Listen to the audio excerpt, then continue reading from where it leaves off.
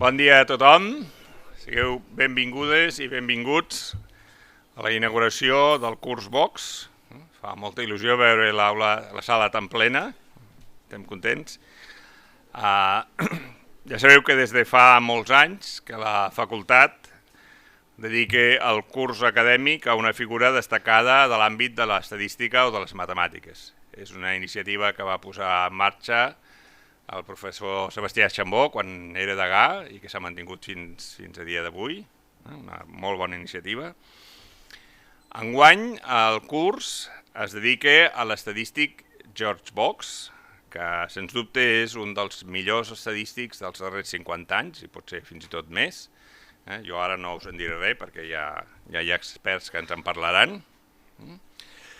Però, a banda de la seva transcendència científica, també és rellevant per a la nostra facultat i per a la nostra universitat, perquè ha tingut lligams personals directes amb diversos professors del Departament d'Estadística.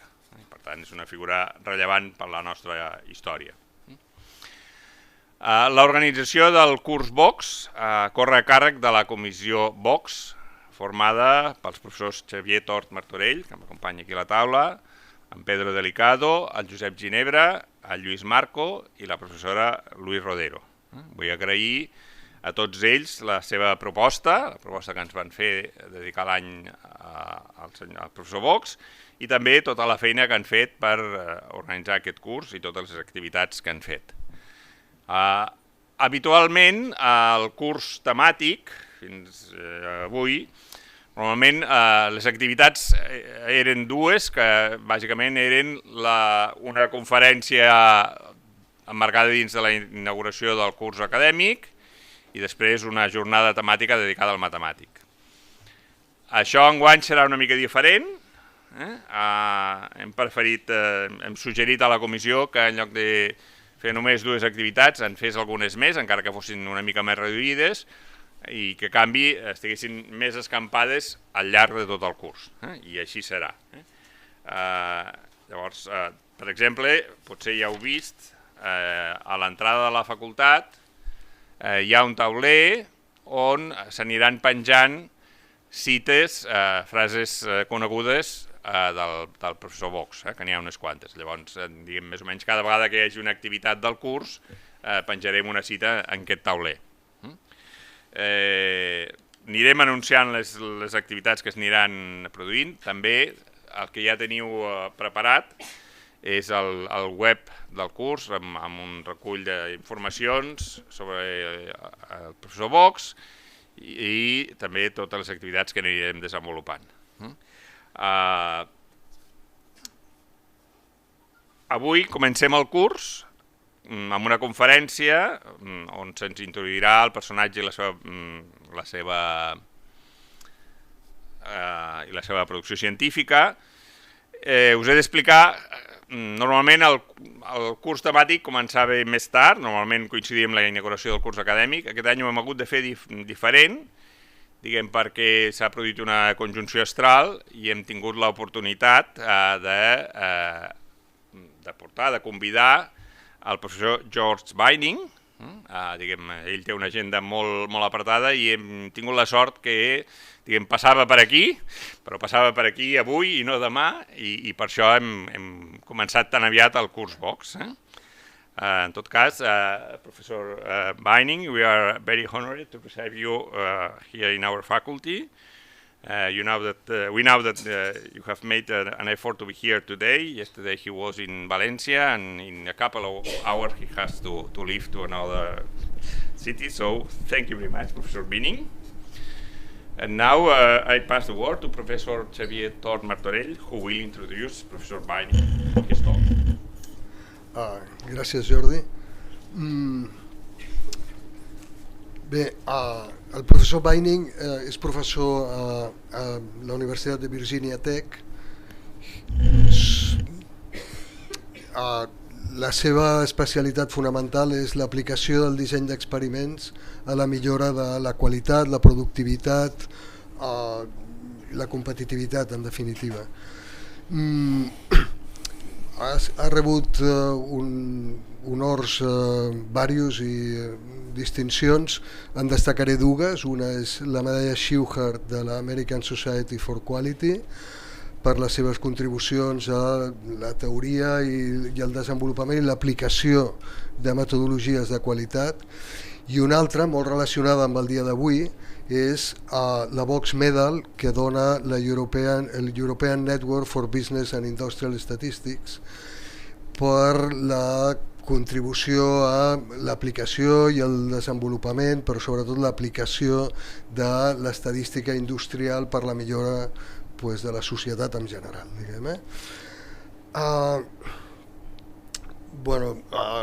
Geoff ha escrit 3 llibres, ha sigut editor d'altres, ha escrit infinitat d'articles, alguns de molt rellevants, però a mi m'agradaria destacar una faceta seva molt important, que és que és un gran networker, o sigui que una de les tasques que fa molts anys que desenvolupa és la de posar en contacte estadístics d'arreu del món els uns amb els altres, i de fet està sempre viatjant, una mica ja ho ha dit ara el degà, i entre molts d'aquests, entre aquestes activitats, diguem,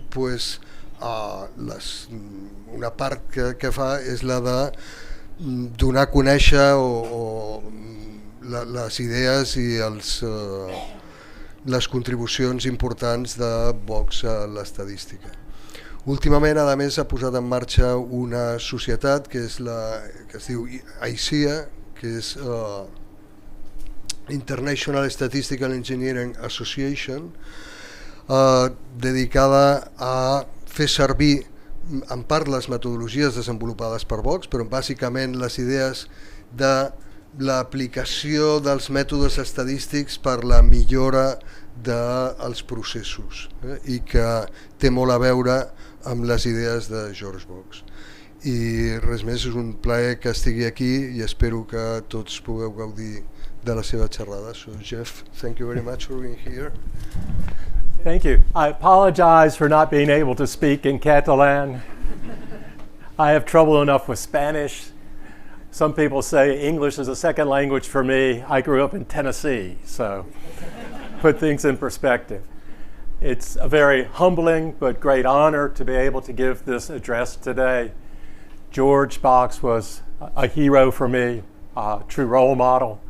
So it's very humbling to be asked to follow in his footsteps. So my favorite quote from George, there are several versions of this. Almost all of his quotes have multiple versions. But my favorite one is the most succinct. Why do we, statisticians, seek to be second-rate mathematicians when we can be first-rate scientists? Have to understand that George's original background was chemistry. He was a sergeant in World War II and working on toxicology studies.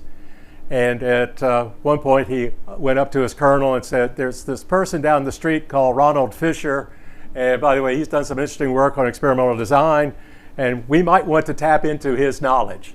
And the colonel said, Sergeant Box, thank you for volunteering. And that's how he got started in the world of statistics. Ironically, Box's wife number 2 was Fisher's daughter. So these little ironies of life. So let me just kind of go over what I'm going to try to do in this talk. I have 2 examples that I would like to talk about. However, if we take too long on the first one, we won't be able to do the second one. And that's okay, because y'all will have the PowerPoints and you can do with them what you wish. But the first one is a project that was supposed to take 2 or 3 years. It's taken 14 at NASA. It's an interesting experiment, but a very vital one. It's dealing with carbon overwrap pressure vessels. How many of you remember Apollo 13? What happened on Apollo 13? Many of you are too young. Okay? A pressure vessel blew up, taking out the next one to it. It did damage to the third, which was the remaining one. It was NASA's finest moment that they brought the astronauts home. But that is the danger of having metal pressure vessels, because when they blow up, they produce shrapnel. So far, so good? Carbon overwrap pressure vessels are on all spacecraft. There is one on the International Space Station that, if it were to explode, would lead to complete catastrophic failure. There are 30 some odd carbon overwrap pressure vessels on the space station, but there is one that is highly, highly critical. So understanding how long the pressure vessel should work is fundamental to NASA, particularly as we're doing more and more deep space missions. It's very cool at the Jet Propulsion Lab. I've gotten to go there once on this project. And they have a light sculpture there in the administration building. But actually what it is the lights that are going up are communications to deep spacecraft. And the lights coming back down are responses from the deep spacecraft. That's pretty cool, isn't it? Yeah? But that's what I'm going to talk about today. And what I'm going to try to do is how can we incorporate the actual physics? This has been a long, interesting trip and a good story. If we have time, I'll talk about jet turbine data. This is, we've got a very large database. Jet turbine manufacturers do not make their money on selling the jet turbine. They make it on the maintenance contract. And for this particular engine, they were losing $1 billion a year for a while on the maintenance contract. So that is obviously a problem. It gets the attention of senior leaders in that organization. So far, so good? And it's been a fun project, and if we have a chance, I'll talk about it, but I'd rather do justice to one rather than poorly do two. Fair enough? Okay.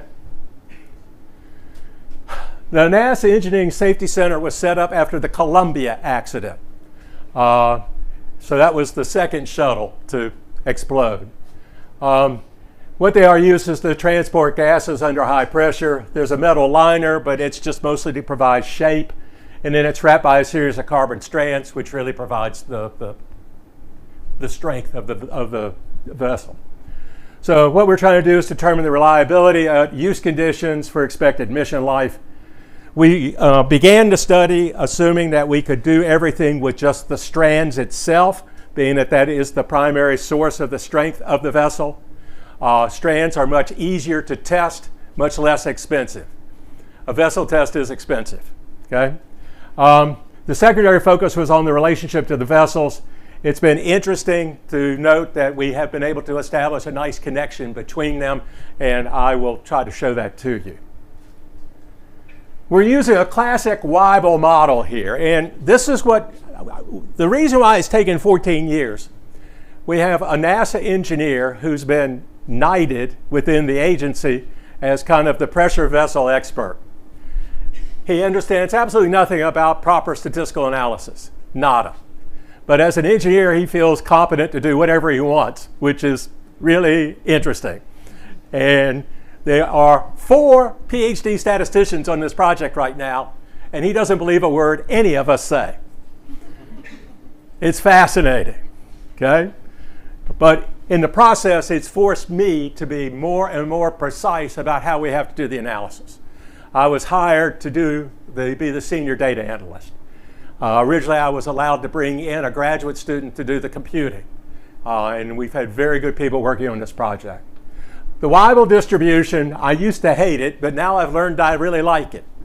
But this is the form of the reliability relationship, the survivor function. And it's funky. It's not a member of the exponential family, if you're interested, if you know about exponential family distributions. A special case of it is the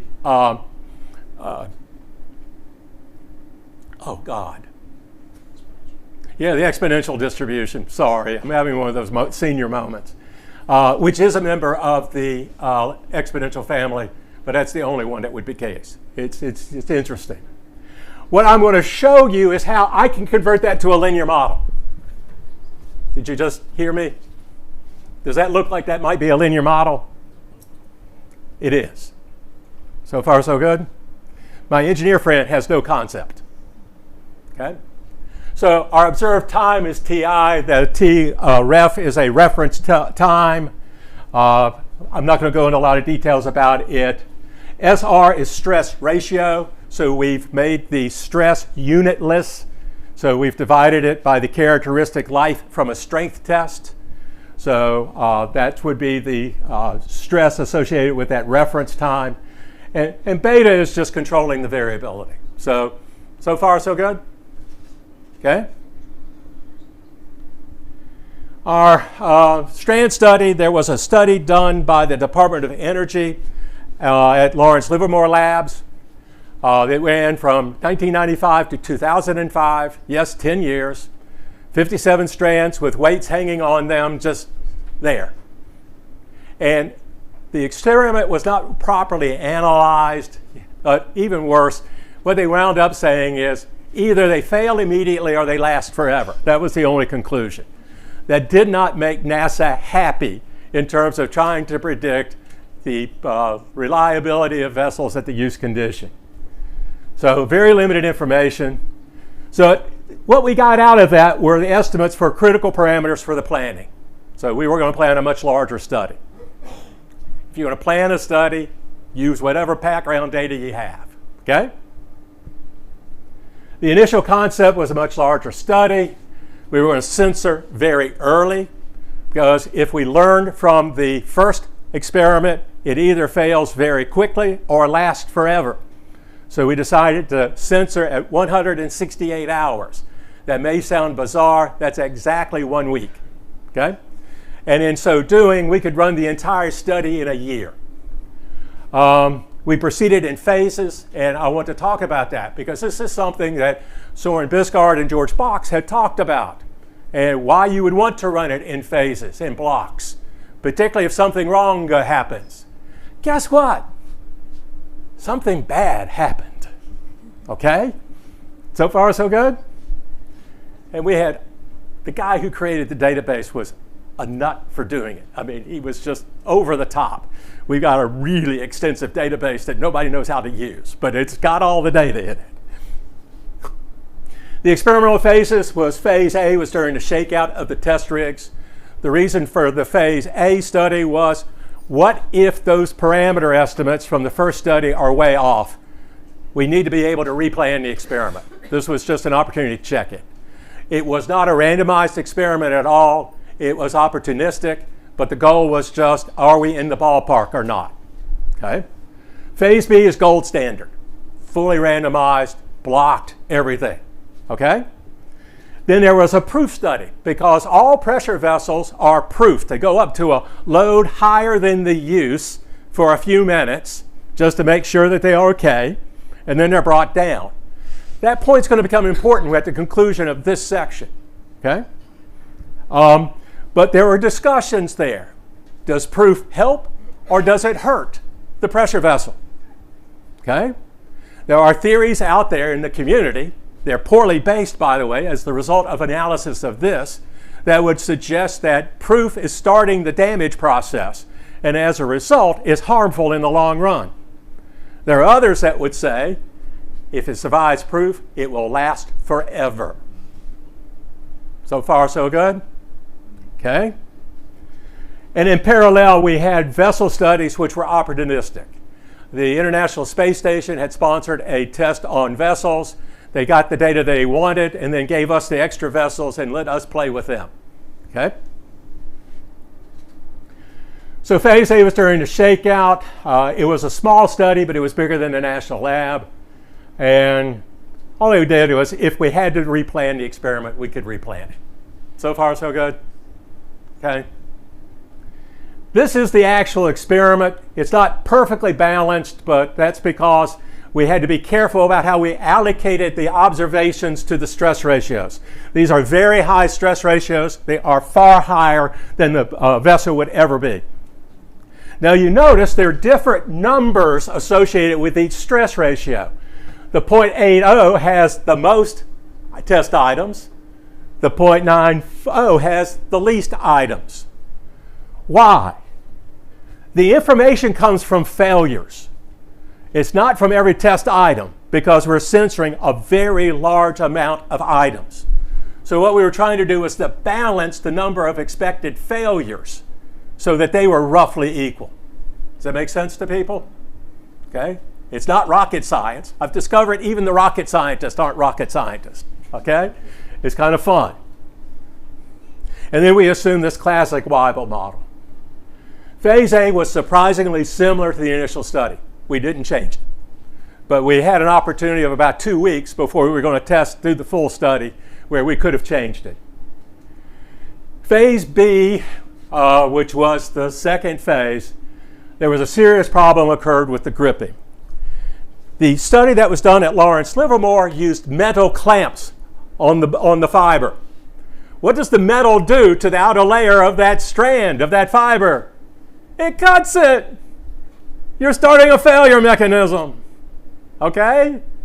It seemed like a great idea at the time, but it's not a great idea. So we decided to use epoxy. My engineer friend, this is a great way to do this, but he never tested it. Okay?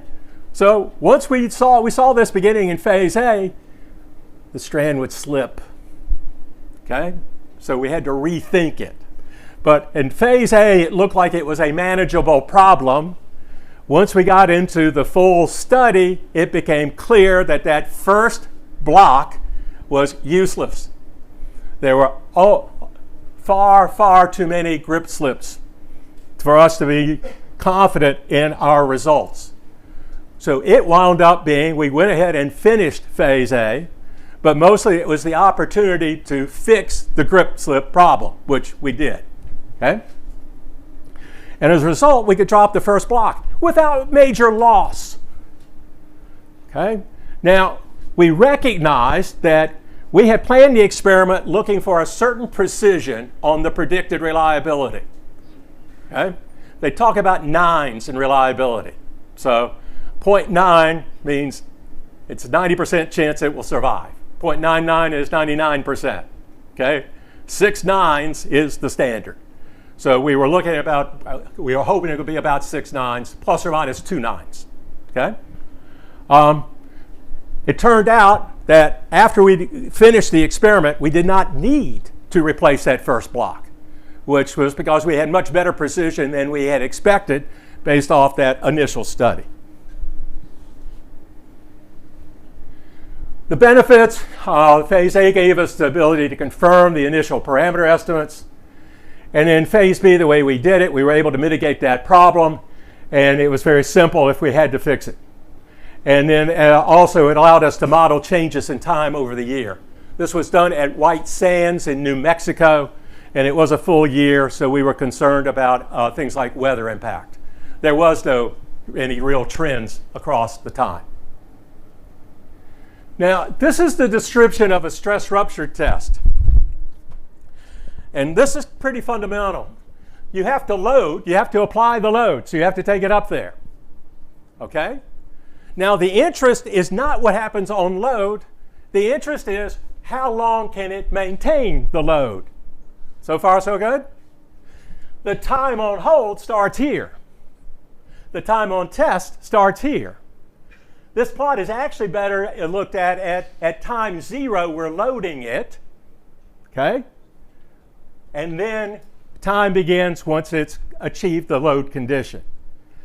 That leads to proper analysis. But the NASA engineer thinks in terms of the total time on test. And he's saying that the failures here should be exactly the same failure mechanism as the failures here. That's a very strong assumption. The physical mechanism is the same. I've just learned this in the last 6 weeks because I finally got to talk to the material science people. And it's a stress-strain relationship. But notice there's a difference in the accelerant. Here is a rapid pull. Those things are going up there in about 0.02 of an hour, just a few minutes. Okay? Boom. So far, so good? Then it transitions. So now this is why we spent so many years. How do we do the proper analysis?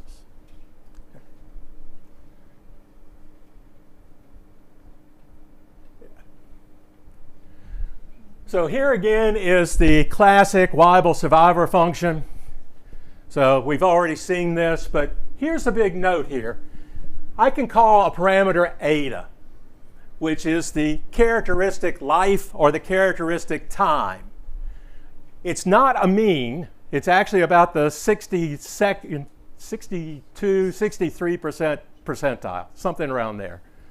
But now, I told you, I'm going to convert that into a linear model. So far, so good? It turns out that I can re-express that survivor function. I can do it in this manner right here. That looks like a linear model, doesn't it? It is! Okay? That looks like a residual. It is! And it's being multiplied by beta, which is going back to the variability. It's a scaled residual. That's kind of interesting, don't you think? Suddenly that gave me a lot more opportunities, a lot more tools for modeling. Okay? I thought that was pretty cool. Okay? So these scaled residuals. My poor engineer friend, you talk about scaled residuals and it looks like you're from Mars. Okay? This is plot of data. Actual data on hold. I'm not supposed to do computing. There are people who are hired to do this, but I am colorblind. 5% of males have my colorblindness. So it's called red-green. I don't see green light. So if I want a picture that I want to be able to see, I generate it myself. And I'm completely incompetent in R. Okay? It takes hours. But I get it to look like I want it to. Okay? So here are those parameters. Beta is controlling the spread given the specific load. Okay? So it's changing, but it's what's called, it's just controlling the variability. Rho is a slope. Okay? And then T ref is the point right here. And that's a point at a stress ratio of 0, which would be at the characteristic strength of the test item. Okay? Now, most reliability people do not use the characteristic strength from a strength test as the reference value. They would use the use condition for it, which would be down here. Are we okay? But this is the standard NASA protocol. We have all these right-censored observations, okay? You'll notice that these are at 168 hours because, except for 2 strands, they were all censored at that point. There were some problems like power outages, so there were some right-censored observations in here. They're not shown, okay? But they were taken into account. Now, we could fit the largest model possible. My engineer friend had no concept that as a statistician, I could go out and evaluate how well models really fit the data. He was dealing with a mythical universe that he had programmed on his spreadsheet, on his computer, and it made the assumptions that it is exactly the same failure mechanism on the ramp as on the hold. And he could get parameter estimates. So far, so good? Therefore, he said, I know what the truth is, and all I got to do is illustrate the calculations. However, what if that assumption of it's exactly the same failure mechanism on load is different from the actual failure mechanism on hold? Then his analysis is junk. We're going to test it. So far, so good? And we can do it. Now we're getting into the science aspects. So far, so good? Okay. So I could build a model here, a model here, a model here that would be 6 parameters. There would be 2 parameters for each stress ratio. So that's a 6-parameter model. And we're going to use AIC as a criteria for comparing model performance. That seems pretty natural, doesn't it? By the way, people are moving more and more away from hypothesis testing. You know? AIC technically assumes a normal distribution in how we're doing this, okay? But you don't have to have that. It's just a model performance criteria. The machine learners understand this concept. So what we're going to do is estimate what would be the proper model for this. So first off, no, we're doing this that we're not going to be using the load failures. because that was on ramp, and our interest is on hold. So far, so good? Okay. And then we assume the wobble distribution, right censoring, so that ramp and hold data are modeled separately. There are 3 parameters to explain the hold data with the classic model. If we do individual models for each stress ratio, and it's assuming that the scale parameter is beta across all those stress ratios. So far, so good? So 3 parameters versus 6. Here are the number of observations on hold. Those are the log likelihood statistics. There's the AIC. This baby is better than that baby. Hello. That classic model is pretty effective. Are we okay? The chi-squared test associated with the difference in the log likelihood statistics is about 0.8. It's not really important, okay? The p-value. So the 83 extra, we don't need them. We're all good. So far, so good? Okay? Now, the engineer wants to insist on left censoring, and left censoring is common in this community because when they originally did these kind of tests, it would be you have a stand and kick the stand out. So it looked like it was instantaneous load. It's not. And by the way, failures on that could be from multitude of reasons, not the least of which is vibration. And that's how the Lawrence Livermore study was done. And they were very concerned about a 2-minute window because of vibration. That was the specific reason. But suddenly now it's part of the mythology of this community that there's a 2-minute window and you can left censor it. But now left censoring would be assuming that the failure mechanism here is exactly the same failure mechanism there. That's a very strong assumption. We're going to test it. Okay? And my poor NASA engineer has no idea that I can test it. He just refuses, he just shuts down every time I talk. It's all fun. So far, so good? Okay. Here's the comparison. Just for fun, I put that full model up there. Here's the AIC for the rigorous approach, properly modeling the ramp and properly modeling the hold. Here is the AIC for the left censored. It's not even close. Are we seeing what's going on here? The approach the NASA engineer is using is common within both the military in the US and in NASA. It has no scientific basis, none. What are we doing at this point? We're trying to show the science. What we have just demonstrated is that the failure mechanism on ramp is significantly different from the failure mechanism on hold. The physical mechanism is stress strain, okay? But the accelerants are different. Are we good? Okay? These results are almost 4 years old. It's still been a debate, okay? And this is a technical manuscript that has to go through review within NASA, and it was going back to the peers of the engineer. Now you see how interesting it becomes, okay? So they have come up with what they call the physics infused. This is the name I prefer to give it. And this is brand new. So I have a former PhD student who is the top statistician within NASA. He was brought in on this project. He became the 4th PhD statistician on the team. And then we had a tech fellow who is an expert in composites. And the tech fellow is the one who taught me, look, it's a stress-strain relationship. But now I'm teaching them that there's a difference between the physical mechanism and the failure mechanism, okay? So the idea then, the failure will be when the strain exceeds some threshold value, okay? So the accumulated strain will exceed some threshold, it breaks.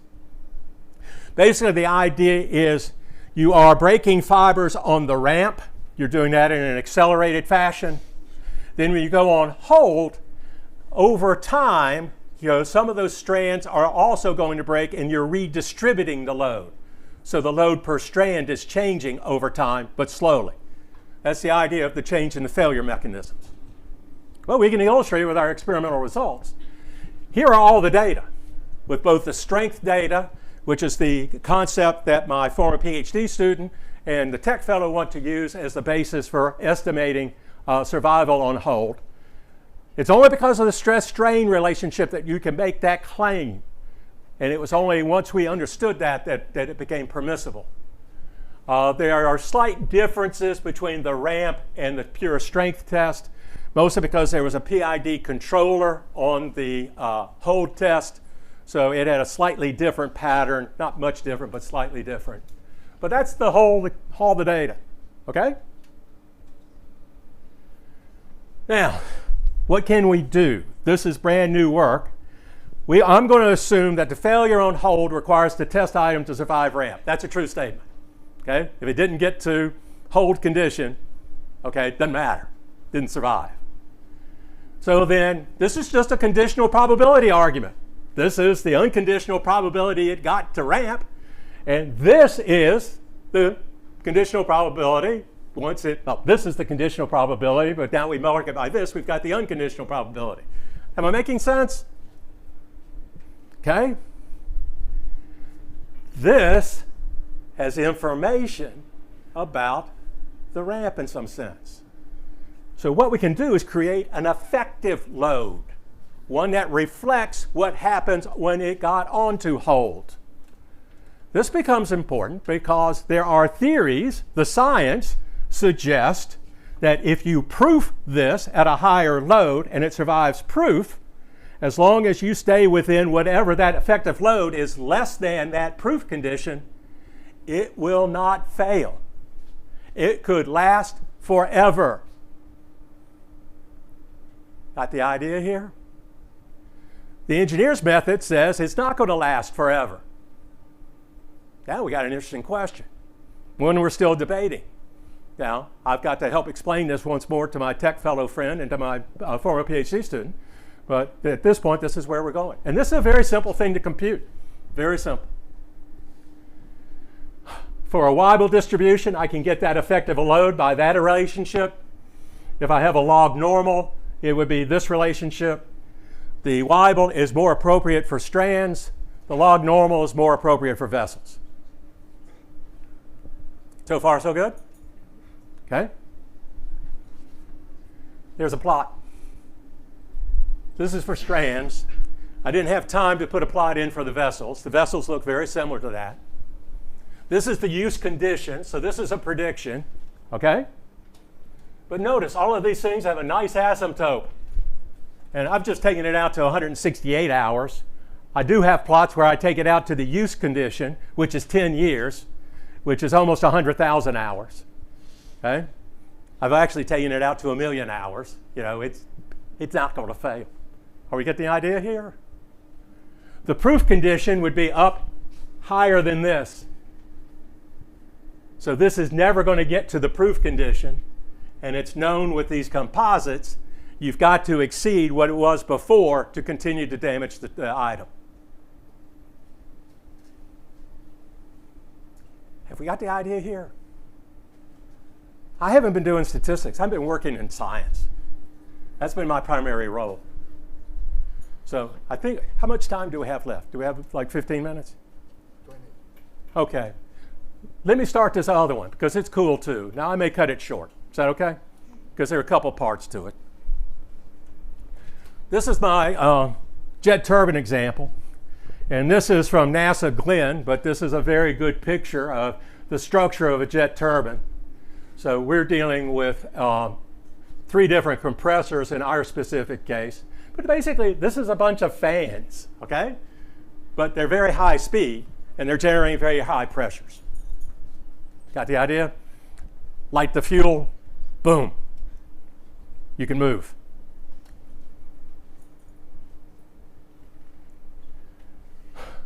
So this is important because there's an opportunity presented by Industry 4.0, and I'm going to try to illustrate that here. For a given critical quality characteristic that is really important to us, it's one that has very serious economic consequences if it's not under control. And we're not going to use the Shewhart definition of control, but we're going to use Shewhart's thought. You need a large amount of high quality data over time, and usually that behavior is nonlinear. That's specifically the case here. We're dealing with a degradation of temperature. So it is pretty much a nonlinear phenomenon. Frequently there are a large number of ancillary variables. We have hundreds of variables for this data. They give us some information about the causes. So they're highly correlated with Y, the good quality data. So the problem is, the challenge is building a proper set of models. So we're going to show you how we're approaching it. First, we're going to start with the thermodynamics. Now, pressure and temperature, if you have a fixed volume, well, it doesn't matter. Pressure and temperature are intimately related. Once you have the pressures, you can get the temperatures. The ideal gas law would say, if you assumed an ideal gas, this exponent here would be 1. Okay? It would just be this temperature. And then if it's an ideal gas, they have values here that are looking at the ratios of the heat capacities. So the engineers who designed the turbine make the assumption of an ideal gas. There are no ideal gases. Okay? Air, particularly if it's got water vapor in it, is really non-ideal. Now, can we improve the predictions? Yes. I've got a chemical engineering friend where I've got to explain this concept to him because he's thinking in terms of the ideal gas, and I've adapted it to what are the real conditions. Okay? So it's cool. But notice now we move from the temperature scale, which is Kelvin. Kelvin is absolute temperature. This is absolutely critical for doing anything in terms of the thermodynamics. The relevant point is not 0 C, it's 0 Kelvin. But actually, that's not the real reference point. The more you begin to think about it, there's no way to get to absolute 0. So how in the world do we know it's there? I talked to a Nobel Award-winning physicist who dealt with liquid helium. And he said, well, we just measure the voltage. That didn't inspire me any all. But I think we have a pretty good idea what 1 degree Kelvin is. What's the log of 1? 0. That's the real reference value. So far, so good? Okay. But this is straightforward. When I did this on the real data, very large data set, many tabs said the R squared was 1. Now, it wasn't truly 1, but it was arbitrarily close. Does that sound like we got a good relationship? Yes. Now, for our use then, what we're going to do is map it back to Kelvin, because that's where the reality is. So far, so good? Then your model number 1. Let's take in the basic thermodynamics. Then your model number 2, let's look at the characteristics that seem to be true for all engines. Okay? Then we have layer 3, which I'm not going to show you, which is beginning to adapt it to specific situations, like what variant of the engine they are using. What routes are they flying? Are we getting the idea here? Okay. We're conducting a scientific investigation, one that is different from what the engineers do. And it's interesting to hear their comments. So as a result, that's the model that we're really using. And again, we have to flip it back. And the results are then what we are explaining, the first variance component. There are at least 4 variance components in this project, but we're doing it in a sequential fashion. Those thermoresiduals only rely on 2 characteristics, the atmospheric temperature and the pressure ratio. And that's fascinating. But there were other 40 characteristics that we played with. We used centered and scaled variables because then we could actually compare the contributions of those variables to the model in a fair manner. And we use both Press statistic and Mallow CP to do model selection. No hypothesis testing. We don't have randomness here. We really don't. But we just needed a relative measure. We identified our best model and had 15 predictors. And now we begin to see the plots here. So these are the plots of the original temperature in degrees C. Bouncing all over the place, isn't it? So far, so good? Okay. Here is after we do the thermo model. You see a big change right there. Well, there was a maintenance pin done. Okay? And we know there was maintenance done there. We have the data. So there is a cause. And notice he picks that up. We can see it. This is very valuable information. The manufacturer had its own initial measure, much more complicated, making all sorts of ideal gas assumptions. It's not as effective as our simple two numbers. I find that fascinating. Okay? So here's the time series plot of the thermoresidual. This is after we do the first layer of bringing in the ancillary variables. Okay? Notice that it still has that shift in there. We know there's a cause because of the maintenance effect. But notice how we're getting tighter and tighter here. That's taking care of variance component 2. Now, until January 2nd of this year, all of my research associated with this has been funded by the Department of Defense, who had classified it as fundamental research, so I could share it with anybody. Okay?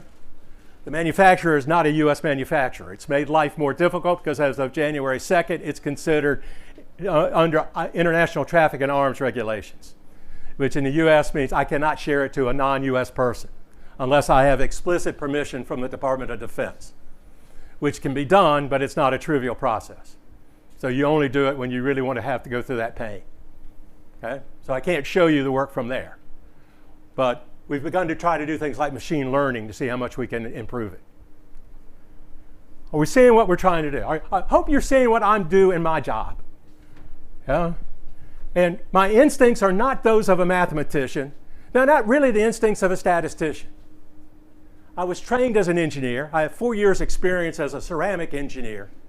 But I think as I have aged, I'm thinking more like a true scientist, not even as an engineer. What's been driving me here is what is the science? And how can we use data to bring it out? That's what Box was doing. I'm very much trying to follow in his tradition. He was a first-rate scientist. There was no question about that. I don't claim to be a first-rate scientist, but I claim that I am a scientist as I'm trying to do both of these projects. And there's value in that. I'm not playing in a mythical universe. I'm playing in the real universe. And I'm trying to deal with very real problems and doing so successfully and getting new insights. I mean, we're looking at a large number of publications for the carbon overwrap pressure vessel experiment. I'm hoping we'll be able to publish this. So that was my intent. I don't know if I have another slide. Oh, there's some other stuff here, but I'm not going to go that far. Are we okay? I think this is a convenient place to stop. So I said it's a great honor and a privilege to be able to speak today. I enjoy this. This is fun. I get a kick out of it. I hope y'all learned something. But I hope you walk away understanding that in our fields, we can actually make contributions at the scientific level. We have to collaborate to do that. Xavier talked about the International Statistical Engineering Association, and that's designed to work on problems of this nature and more complex. And it always takes an interdisciplinary team. I can't work on that jet turbine data without the aid of the engineers. I can't work on the pressure vessel without the work of the engineers there as well. Learning how to collaborate is a skill that is essential for the success as any kind of scientific venture from here on out. Everything's going back to collaboration. Learning how to play well with each other. So again, I hope that you will, one of the suggestions to the students is, if you got a free course or so, maybe you should look into some of the soft skill courses that might be offered through the business school on how to collaborate. Okay? Because that's an important skill. So once again, thank you, and I hope you have a wonderful year celebrating Box.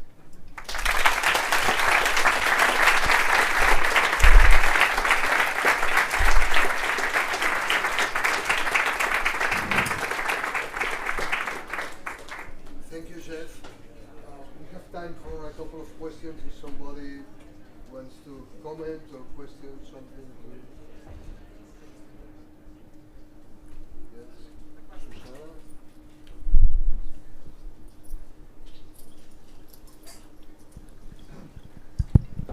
Hi, Geoff. Thank you very much for your talk. It's very inspiring.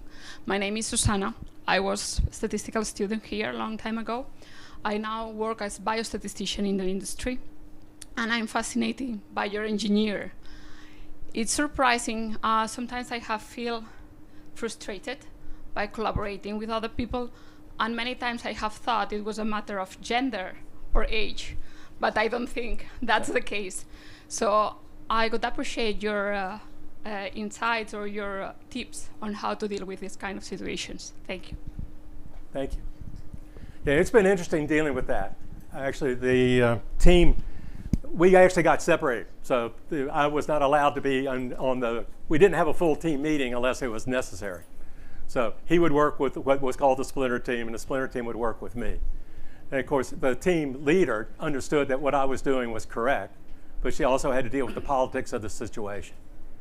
And frankly, every time he threw out something, it forced me to do something better. So the final analysis is much improved by him being a pain. But it's going to be fast because he does not understand how to analyze data. As a result, he can't understand that what he's doing is wrong. And there are published papers in his field that say this is a basic way to do it. So it becomes interesting. But that becomes the fun that we will have because we're going to publish in that same literature.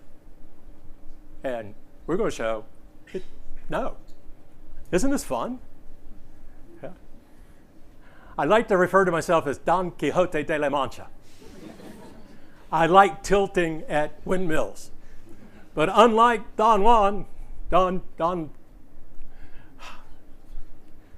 I knock over windmills. I have fun doing it. Okay? Does that make sense? Some more questions, comments? Well, then, thank you again, Geoff, for Thank you.